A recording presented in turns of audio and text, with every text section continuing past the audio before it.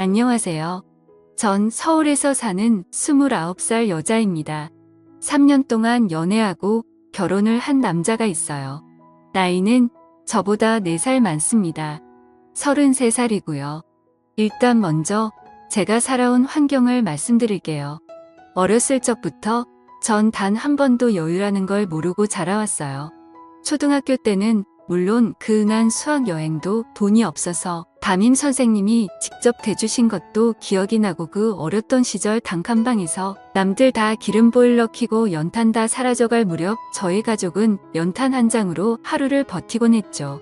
솔직히 어렸을 땐 쪽팔릴 수도 있겠지만 전 그렇게 생각하지 않았어요. 제 노력으로 제 힘으로 이 가난을 벗어나고 싶다는 생각 하나로 어렸을 적부터 열심히 달려왔습니다. 공부든 생계든 그때의 가난은 지금 생각해보면 순전히 저희 부모님 때문이었을 거예요. 전 엄마와 아빠 그리고 남동생 이렇게 4가족이 살았었는데 아버지는 항상 술에 찌들어 사셨고 집에 들어오면 항상 담배 연기와 술 냄새로 단칸방은 짤어 있었죠. 엄마는 그런 아빠를 참고 또 참고 결국엔 제 동생과 저를 두고 떠나셨죠. 그때 엄마는 저희와 같이 떠나자고 제게 말했어요. 어디든 떠나면 지금보다는 나은 생활을 할 수 있다고 말한 게 생생히 기억나요. 제 나이 그때 중학교 1학년 사춘기도 채우기 전이었죠. 그때 전 당장이라도 엄마를 따라 가고 싶었지만 제 속마음은 내가 이렇게 동생이랑 엄마랑 떠나버리면 저 홀로 남겨진 아빠는 어떡하지라는 생각이 먼저 들더라고요. 아버지는 술과 담배에 찌들어 사셨지만 저희에게는 늘 다정하셨어요. 주변에 술 먹고 가족 때리고 협박하고 그런 일은 단 한 차례도 없었죠. 그래서 그런가 어릴 때 전 아빠를 떠날 수 없었죠. 그렇게 가난은 계속됐고 가족의 도움 없이 혼자 독하게 공부했습니다. 지금 생각하면 정말 15도 안 되었던 나이에 어떻게 그렇게 열심히 공부했나 몰라요. 고등학생 때까지 쉬지 않고 앞만 보고 독하게 공부했으니까요. 제가 어렸을 때부터 들었던 소리 중에 제일 듣기 싫었던 말이 있었어요. 제 배경만 보고 친구들과 친척들 저에게 넌 절대 못 되라는 말과 그래도 부모님이잖아 라는 말이에요. 주변에서 늘 제 환경을 보고 무시하는 말언들을 많이들 했죠. 그렇게 고등학교를 졸업하고 서울에 이름 있는 대학에 입학했습니다. 전 자신 있었죠. 장학금 받으면서 학교 다닐 생각이었죠. 처음 들어갈 때 등록금이 문제였지만 방학 때 공장에 들어가면서 하루에 15시간을 일하면서 제 스스로 등록금을 마련했습니다. 제가 이렇게 성인이 되었을 무렵 아빠는 여전히 술과 담배를 끊지 못하신 채 살아가셨는데 그 와중에 그 단칸방의 능력도 좋으시지 어떻게 또 다른 아줌마가 들어와 있는 겁니다. 그 여자도 참 그런 거지 같은 집구석에 뭘 보고 들어와 있는 건지 전 도저히 이해할 수 없었습니다. 그렇게 저와 제 동생에게 소개를 하는 듯 앞으로 우리 엄마 될 사람이라고 엄마라 부르랍니다. 저희는 거부했죠. 싫다고. 그때였습니다. 제 동생과 처음 심각하게 혼이 났어요.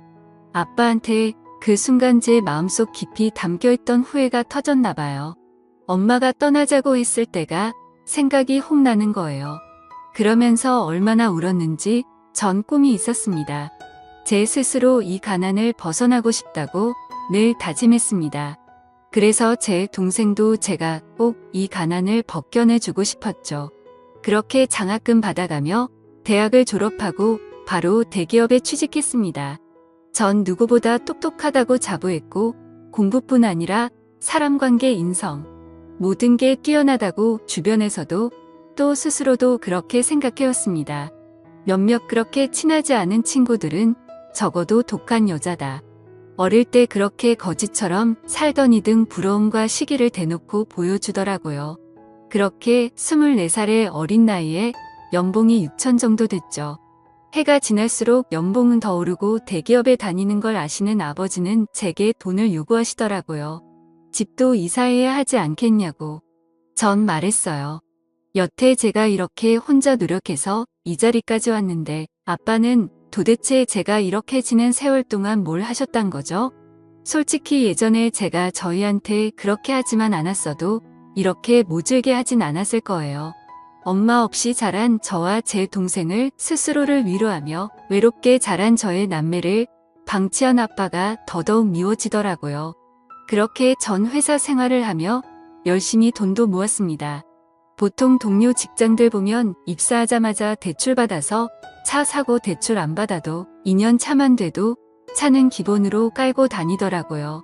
저는 굳이 차가 필요한가 지하철이란 엄청 편한 교통수단이 있는데 굳이 돈도 아깝고 살 이유가 없었습니다.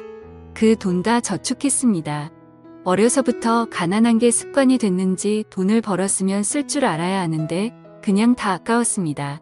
제 입으로 들어가는 음식들, 제가 입는 옷들 전부 아꼈죠. 그렇지만 제 하나뿐인 남동생에게만큼은 뭐든 해주고 싶었어요.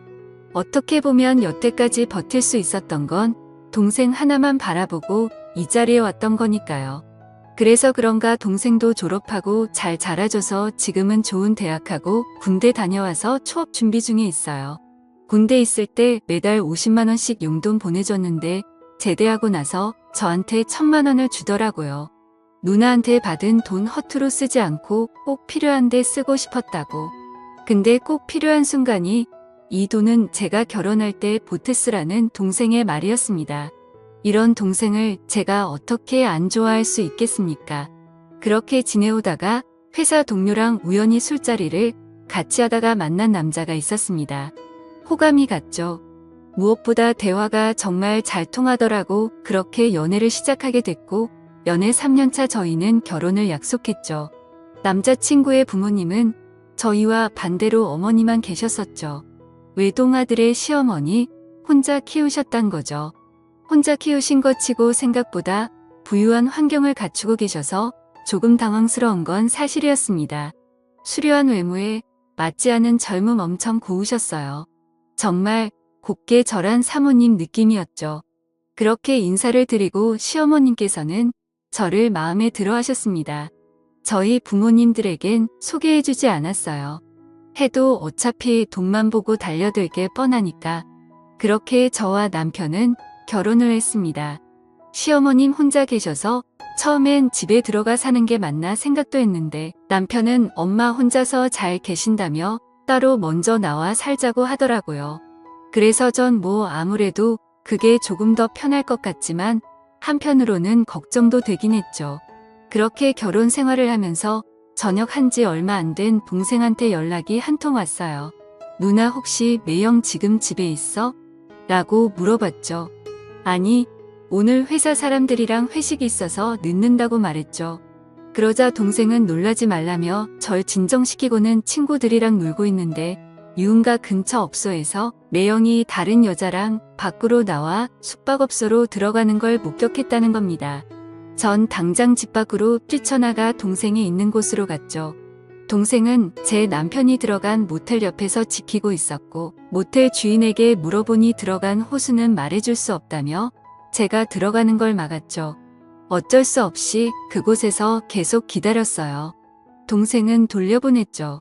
제가 알아서 하겠다고 전화는 하니 받지 않았고 동생이 가고 난 뒤에 1시간이 지났을까 딱 봐도 술집 여자처럼 보이는 여자랑 같이 나오는 것이었죠.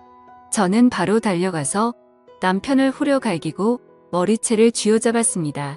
그리고 그 여자가 말리길래 그 여자 머리도 쥐어잡았습니다. 완전 이성을 잃은 상태였죠. 그때였어요. 어디서 멀리 들어봤던 목소리로 지금 뭐하는 짓이야 라는 소리와 함께 소리가 나는 쪽을 쳐다보는 순간 뺨을 맞았습니다. 제 뺨을 때린 사람은 제 시어머니셨습니다. 전 너무 당황스럽고 지금 이 상황은 무엇이지? 벙찌고 있는 순간 제 남편과 같이 모텔에서 나왔던 여자가 제 시어머니에게 사장님, 저 여자가 갑자기 나와서 제 머리채를 잡았어요 라고 말했죠. 사장님 대체 이게 다 무슨 일이냐고 말하니까 제 시어머니는 술집 마담이셨던 겁니다. 지금 생각해보니 그 외모와 어울리는 직업이었죠. 홀어머니가 어떤 능력이 있기에 지금 사는 집도 엄청 좋고 궁금하긴 했었는데 너무 충격이었죠. 그래서 시어머님께 말씀드렸어요. 이 사람 언제부터 이런 곳에 들락날락했냐고. 그랬더니 그냥 잠깐씩 가게 와서 도와주는 식으로 핑계를 대더라고요. 이에 아가씨랑 같이 나온 것도 손님이랑 있다가 제 남편이 마중 나온 거라고. 아니 그걸 왜 제 남편이 하고 있고 그걸 또 믿으라는 게 진짜 사람 바로 앞에서 바보 취급하는 것도 아니고 그 불륜녀는 제가 와이프인 거 늦게나마 알았는지 남편이랑 찍소리도 못하고 있더라고요. 어떻게 이럴 수 있는 거죠? 아니 어떻게 지 자식이 대놓고 딴 여자랑 바람을 피우고 있는데 저걸 감싸주는 시어머니가 더 납득이 되질 않았습니다. 저는 그 자리에 힘이 빠져 주저앉아서 눈물만 흘렸습니다. 그때 제 남동생이 가지 않고 상황을 지켜보다가 남편에게 다시는 내 눈에 띄면 가만 안 둔다고 하고 절 부축하며 집으로 돌아왔습니다. 그날 이후로 이혼 소송을 바로 준비 중에 있습니다. 그나마 아이가 없다는 거에 정말 천운이라 생각해야죠. 앞으로 저에게 사람이란 제 친동생 빼고는 아무도 못 믿을 것 같습니다.